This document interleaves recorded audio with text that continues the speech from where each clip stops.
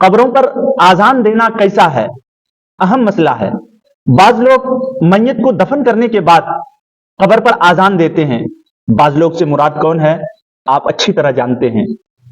تو بعض لوگ کہتے ہیں کہ میت کو دفن کرنے کے بعد قبر پر ہم آزان اس لیے دیتے ہیں کہ شیطان مسلمان کا کھلا دشمن ہے، وہ قبر میں داخل ہو کر مردے کو بہکاتا ہے، اس لیے ہم قبر پر آزان دیتے ہیں۔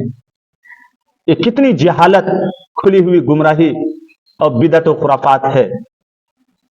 شیطان مردے کو بہکاتا ہے قبر میں داخل ہو کر، اور پھر دلیل میں پیش کرتے ہیں کہ حدیث میں ہے کہ آزان کی آواز سن کر شیطان بھاگتا ہے۔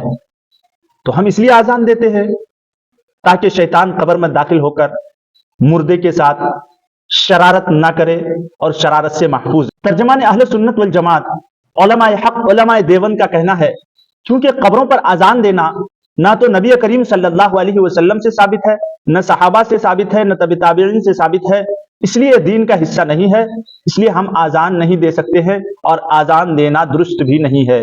آزان دینا درست کیوں نہیں ہے اس پر میں دلیل پیش کر رہا ہوں، آپ بغور سماعت پر۔ جناب رسول صلی اللہ علیہ وسلم کو تمام مخلوقات میں سب سے زیادہ علم تھا، اور آپ صلی اللہ علیہ وسلم ہم سے زیادہ امت کے خیر خواہ تھے۔ آپ صلی اللہ علیہ وسلم نے دفن کے بعد میت کے لیے دعا کرنے کی تعلیم تو دی مگر آزان دینے کی نہیں۔ نیز آپ صلی اللہ علیہ وسلم صحابہ کرام، تابعین اعظام وغیرہ سے بھی قبر پر آزان دینا منقول نہیں ہے، اس لیے اپنی ذاتی سوچ کو دین میں داخل کر کے قبر پر آزان دینے کو جائز قرار دینا صحیح نہیں ہے۔